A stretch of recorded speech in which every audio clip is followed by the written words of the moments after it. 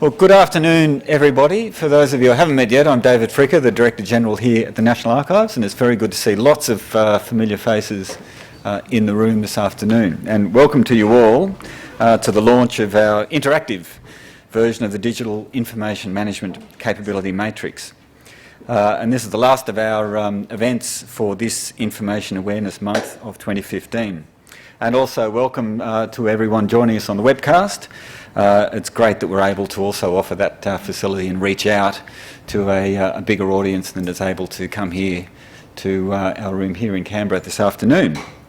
And of course a very special welcome to our guest speaker this afternoon, Ian Fitzgerald, the Chief Human Capital Officer at the Public Service Commission. And it's great to have you with us here this afternoon. And we are very much looking forward to your wisdom and insight. A few jokes, I hope. Other sort of. Yeah, that's right. Yeah, that's right. Look, and may I also begin by acknowledging the traditional owners of the land upon which we meet, and I pay my respect to their elders, past and present. Look, it's great to be launching this capability matrix. One thing that we are very fixed on here at the Archives is to do something about improving the professionalism across the public service, but in particular the professionalism of information management across the public service, across the Commonwealth, I should say.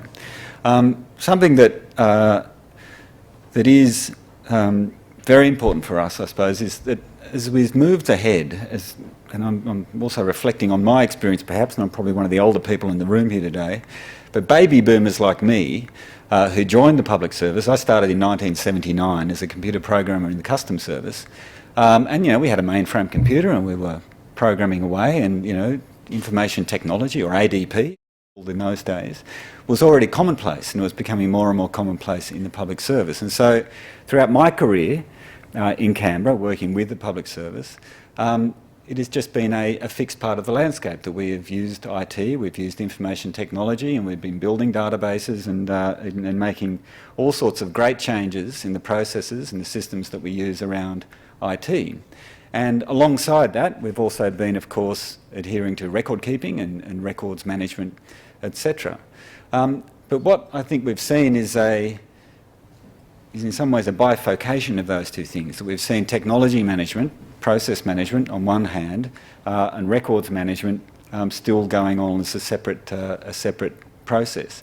And what we do have to do is recognise now that information is becoming much more than something which feeds an automatic process, a computer system, and records are something which provides evidence of business activity or the records of decisions made, etc.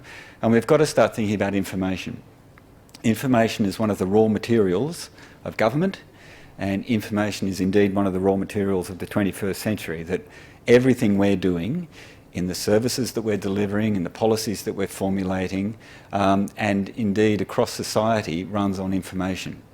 And the availability, the accessibility, the authenticity, the quality of information is directly affecting individuals' access to justice, individuals' access to their own rights and entitlements, and basically it's affecting the quality and the validity of government. And so in that regard, it is absolutely central to all of us as professionals, as professional public servants, as professional servants of the Crown, if you like. So we can't be overlooking the need to ascend to and realise and achieve and maintain much higher levels of professionalism. And as we look across what's required to be a professional public servant at the moment, as we look across the way that we are designing jobs in the Commonwealth sector and the way that we're recruiting people, we see that if, and we did a quick survey of job ads quite recently, looking at jobs in the finance areas in government departments across the public service. And in every case, there is some qualification needed. You can't be working in a finance section or a chief financial officer unless you've got some sort of certification or professional qualification in financial management, a certified practicing accountant or something similar to that, or a member of a professional association, etc. But then we looked across information management positions, and of course you won't be surprised to know that none of those advertisements mention any sort of requirement for any sort of professional certification or qualification. Now, we need to change that. And especially, the National Archives, as being the overseer of record-keeping standards across the Commonwealth, and now, as we talk about it, information management across the Commonwealth, we need to do something to change that. We need to be doing something to establish as commonplace the recognition and the requirement for professional certification across information management. Because information management is much more today than it was, say, 30, 35 years ago, when I started in the public service. It is far more than that now, and it's as I say, it's much more than either keeping a record or running an IT system. It's become completely entrenched within everything we do and the extent to which we're able to achieve anything across the public service. And so what we do need to do is to recognise the value of information management, and as we're talking about today, recognise the value of information managers. We need to make sure that as part of the overall governance of organisations, the decision-making, the policy-making, the decision-making, the operational decisions in all government agencies, information management is recognised. That information managers have a seat at the table when those important decisions are being taken, when spending decisions are being made, when strategies are being formulated, when decisions are being made about amalgamation or machinery of government changes, etc. We need to make sure that information managers are recognised and they have a seat at the table. Because it's not an easy task at all anymore. Information management is quite challenging, it's quite complex, and it requires a range of abilities. It's much more than being someone who's technologically savvy, or someone who knows about file titling, or someone who knows about classification. It's got to be someone that understands the agency's business information needs at a high level, at a high conceptual level. It's got to be someone who is able to talk and understand IT specialists within organisations and talk to the IT industry. To be arranged across the range of legislation and standards that affect information management. So there are big issues in information policy at the moment. We need people that understand privacy, that understand big data, that understand access to information. So there are major policy information policy issues that need to be across. Metadata. We need people to know what metadata is and understand metadata and what it actually means and how it's important across government. Interoperability. It's a buzzword across government to talk about interoperability, but not often enough do we talk about information interoperability. And that, it's one thing to build up silos of information holdings in each government agency, government department, etc. So, it's like that analogy of railway gauges. Every state in Australia could, build a beautiful railway network, but of course if you're trying to ship something from one side of the continent to the other, and the gauges don't match, it doesn't really help you actually achieve the bigger picture.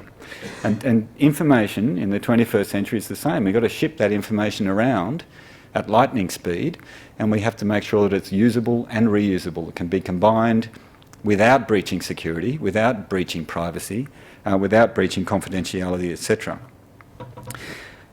There's more to the list. Information managers need to be project managers, and they need to be agents of change, because nothing is changing as fast as information management. They need to be good at changing the needs, adapting to the changing needs of their organisation. Also leadership, communication and influencing skills, because we need to be influential in sending out the messages that we need to send out, and we need to be influential members of organisations if we're going to make these changes that need to be made. And so for those reasons, this capability matrix that we're launching today as part of our professionalisation strategy is just a really important milestone. The other thing about the matrix that we're launching today as well is recognising that it's more than just the information management professionals within the organisation. So we do need identified individuals within organisations whose advice can be relied upon in terms of information management policy and information management decisions. But information management affects everything. It affects all activities across all organisations. And so the matrix goes beyond just identifying the the skills and capabilities required of those specialists. We have to recognise that ICT staff within organisations have got to be more included, have got to be more knowledgeable, have got to be more aware of information management issues. And so we need professional capabilities for ICT staff and also all staff, because every professional public servant, every professional staff member of a Commonwealth agency has got code of conduct to adhere to, and they've got professional obligations that they must meet. And a lot of that goes back to accountability, impartiality, ethical standards, and all of this comes back to the way that they treat the information that they have received or created or they have in their care. So the capability matrix is information management specialists, but also ICT staff, and then all staff in the organisations. And so in that way it's quite unique in those two aspects. One, that it's stratified those three areas within each organisation, and the other thing that's unique about it is that it's interactive. And so as well as being, going beyond what you would get from a static document in terms of just laying out what capabilities are required to achieve these levels of professionalism, this is interactive. So it does allow people to use this, to drill into it, and also it has interactive links to resources which can be used to actually provide more information and provide more assistance to achieve, to realise these professional standards. And so for all of those reasons, it's a delight for me to be here today to launch this product, and also as an opportunity for me in particular to thank my staff, the staff here at the Archives, for the work, the groundbreaking work, the quite innovative work that's gone into producing this, which I think is now a very useful, accessible, and dare I say it, enjoyable tool to actually use to make this change happen. And in terms about making the change happen, if you can indulge me for a moment, let me gaze into my crystal ball and talk about what it is we are trying to achieve through all of this. Why are we implementing these products and implementing these changes? What is it that we're trying to see happen?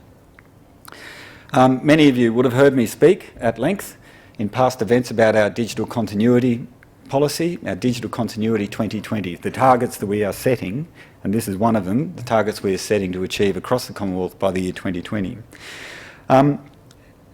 So by the year, the 1st of January in the year 2021, some of the things that we're expecting to see, that we're aiming to see, is that in each agency there will be designated information management specialists. So as I say, it may well, we haven't come up with a good name, a catchy name for this, and I'm looking at Kerry because she's given me one to read out here today, but that's right.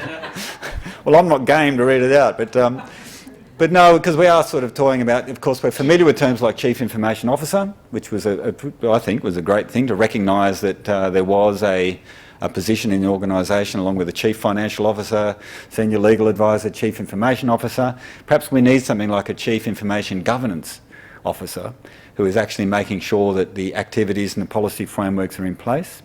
But also, as I say, that there is an identified person or individual within the organisation, supported by a team perhaps, but who is capable and qualified to provide rock-solid advice to the CEO of the organisation on matters of information management.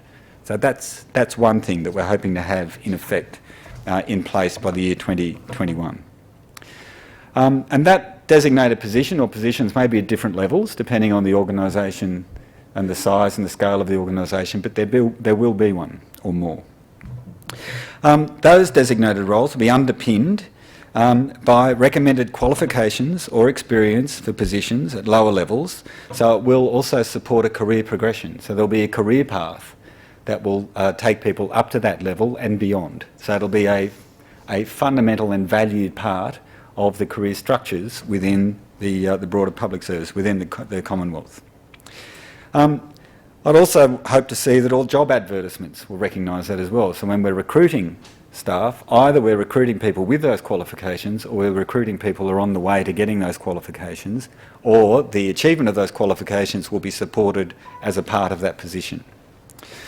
For those that don't hold that qualification, the National Archives will provide a training and certification or accreditation program at a range of different levels. So that's something that we're taking on as an obligation for us, that we'll be making sure that we are facilitating through ourselves or through third parties pathways to achieve that certification. What are you doing back there? Is that right? It's just a thought for a moment, there's some joke screen that's appearing behind me over here. All right, thank you. We're back on track. That's very good. And also that we'll have a program in place to make this a sustainable program, that at the archives we will also support programs to maintain those levels, to keep those levels of professionalism up to date and at the leading edge, I suppose, of the skills that we do need to do it. So in terms of how we're getting there, over the next year we'll be working with information managers across the Commonwealth, as well as with professional associations, with tertiary institutions, to get those sort of programs in place and get the strategies in place so that we can get there by 2020. And we'll be looking at possible partnerships with industry and the broader educational sector as well. So we'll certainly be reaching out and grabbing what we can that already does exist, or working with like-minded organisations to make sure that we do achieve this and keep it running. And also we're setting a 2020 target. As I keep saying, these sort of goals are not something that we can set for this financial year or for whatever. It has never been our intention or our aspiration to drop impossible targets on organisations that require a lot of funding or require new projects or require new recruitment. We are living in financially constrained times. All of us are trying to balance very tight operational demands upon us, and at the same time we're all being expected to implement strategic shifts as well. And so the reason that we time these things to be achieved by the year 2020 is for that very reason, because if we're going to do this strategically and properly, then we've got to give ourselves sufficient time to actually work towards this target. So I do remind everyone that this is a target for 2020, and unlike other regulatory requirements dumped on us all from time to time, I think this is an achievable time frame. And I would also, recommit that the National Archives is committed to doing everything it can and it should to make sure that we are being supportive and facilitative and providing solutions to make sure that we can achieve this across the Commonwealth. So, I am once again delighted to be launching this capability matrix today to ensure that we are on a pathway to recognising the professionalism within the public service, but also the professionalism in specialist positions within Commonwealth agencies to make information management a reality. And as part of that launch today, I'm now delighted to introduce our guest speaker, Mr. Ian Fitzgerald. Ian, as I said earlier, is the Chief Human Capital Officer at the Australian Public Service Commission. Ian started work in the justice sector, and he worked in the UK Home Office in London and with Westpac and the ANZ Bank before joining the APSC in 2011. So a really great wealth of experience, international experience, that is being brought to bear in your role in the Commission, but also to talk to us today. And Ian's role in the Commission includes the overall people strategy function. So again, it is extremely fitting that we have Ian here to talk today about human capital and the value that we need to be deriving from our human capital across the public service. So please join me in welcoming Ian to the podium. Thank you. Thank you. Thank you, David. I've been trying to think of some jokes. If we were talking to economists or accountants, that would be easier. But I can't think of any, but I might think of some along the way. So, let me join in acknowledging, David, in acknowledging the traditional custodians of the land upon which we meet today, and pay my respects to elders past and present. It's fitting to do this, of course, at the National Archives of Australia, given the role this organisation plays in keeping records, historical records for Aboriginal and Torres Strait Islander people and communities. David, thank you for the invitation to speak today to launch the Digital Information Records Management Capability Matrix. Thank you, which covers all Australian government departments. The Commissioner is interstate. John would have been here otherwise today. So, and hello for those watching on the webcast. Hope the camera angle is flattering for me. If need be, you can just shift it just a little bit, and the light's quite bright on this side. But there's a few reasons why I think the matrix is important. One is to start with the business problem. Governments need to preserve the paper and celluloid past, but also capture our digital future. This implies for me an evolving set of capability needs for all of us, and particularly for specialists in the field. Organisational capability is obviously very important to me. One of my programs was the Capability Review Program, and through that program we reviewed the capability of 23 departments and major agencies. That included the ATO, ABS and Customs. The reviews confirmed what everyone here would know, that information management is a critical enabler of strategy delivery and leadership capabilities in organisations. Good policy is based on good information. In the business world where I came from before this role, there's a theory about a firm's absorptive capacity. And this relates to its ability to recognise unique value in new information, to assimilate that information and to turn it into something that is valuable from a customer's perspective and ultimately the business perspective and shareholder perspective. I can say, and I think it's ever more important in the public sector than it is in the private sector to be doing that well. And I can say after 23 reviews that there is a system-wide need to improve information management capability in the APS. The rapid rate of change in the environment increases the importance of that work. One quote from the Australian Bureau of Statistics report was, or is, these reports are all available, the emergence of big data and different ways of managing information will be a challenge for the ABS, both in terms of practices and culture, particularly the way it interacts with data, creates information and relates to other stakeholders. That's not an isolated example through the 23 reports. Another reason for my interest is one that David's covered quite extensively already, and that's in terms of our need in the APS to attract, develop and retain the best people for all roles. Every job in the APS is important. Every job should have standards. Everyone, in my view, should be part of a profession, and there should be standards for that profession that people strive to meet and held to account for. In a practical sense, that means clearly defining the responsibilities and capabilities for each role. Too often in my view, and particularly in the 5 years I've been in the public sector, too often we've seen some roles as roles that anyone can do. And I find that really surprising, and that is different to my experience in the private sector. As David said, you wouldn't just place anyone in a finance role. There's standards, there's accreditation, there's professionalism. But certainly in terms of my profession, HR, we do just put people in HR roles, and that's something that the Commissioner is really keen that we look at in terms of standards for HR, and we're doing some good work with other jurisdictions around capability frameworks for HR. And some of that will draw on the work of the UK, I mentioned in a second. And I suspect it's fair to say, and in fact I know now because I've just heard David say it, that sometimes information and record management roles haven't had the standards or professional credibility that sitting behind them. I don't think it's ever been the case that wasn't needed, and it's certainly nonsense to say it's not needed in the future with the shift to the digital capabilities that we'll need in the future. My view is, and I've had the opportunity to work in the UK and more recently to study some of their reform processes, one aspect of that reform is to create 22 professions for the civil service. So the civil service reform process was seen to need also a focus on capabilities to get that job done. And everyone in due course will be expected to belong to one or more of those professions. And one of those is the government knowledge and information management profession. And of course there's one for HR too, which is one I'm also interested in.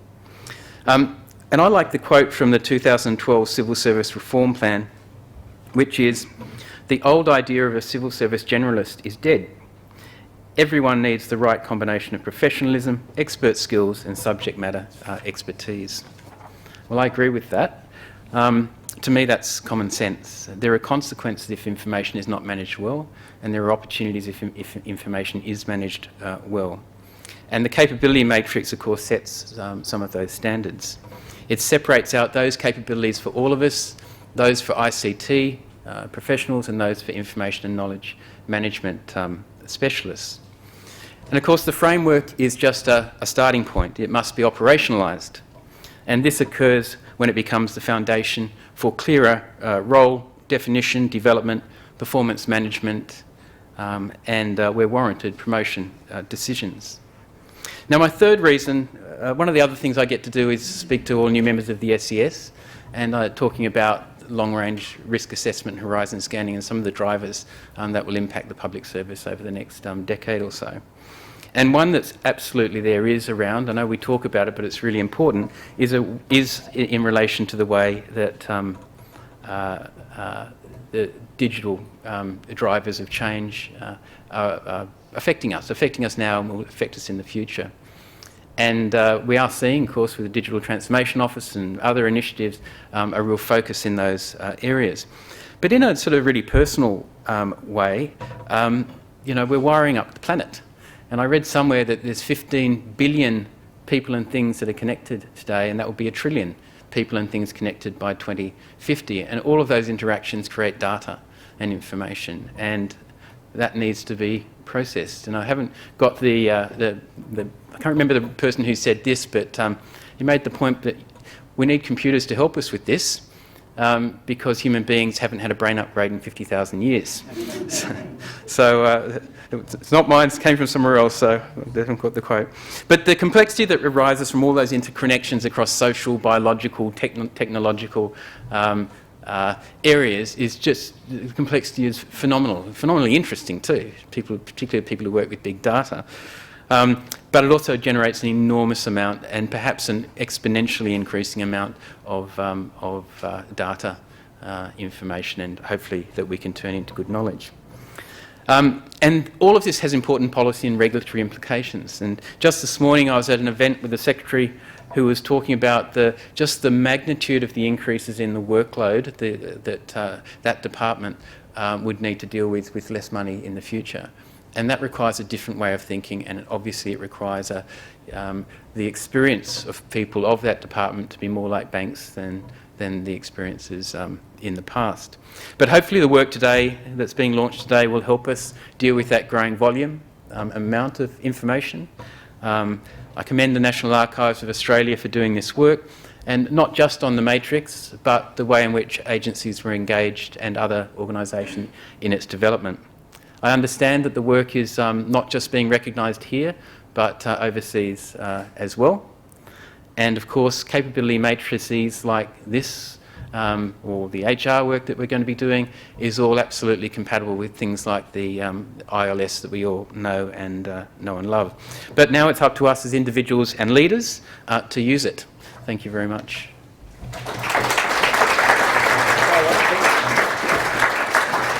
Thank you, Ian. I'll just present you with this very small, very modest souvenir of your... That's right. Yeah. No, when you open it, you'll realise you don't have to declare it. So. No, it's not. But thank you very much. Sincerely, it was very much appreciated. Look, thank you. And that was... I do like that quote about the brain upgrade. I have to find out... I'll just steal it from you, actually. I'll use that in future. But no, look, thanks for that. And it's really great to hear you reflect upon your vision for the future of the Australian government and the human capital that we have to work with and develop across the government. And I think it really very, very useful to place what we're doing into that broader context. So thank you very much for your contribution this afternoon. So now it just leaves it to me to thank you all, to everyone who's joining us on the web. Now you can reach for your food and your drink and celebrate. The Capability Matrix is accessible on our website. So again, for those watching us online, it can be accessed from either our front screen or through the records management link on our website. For those of us present here this afternoon, it's available on machines strategically located around the room, so we do invite you to come and have a look. And most of all, I invite you all to join us for something to nibble on and something to drink as we socialise and network. So thank you again, and once again, if I can thank my own team at the Archives for putting this together, and finally once again to thank Ian for those words this afternoon. Thank you all of you. Thanks.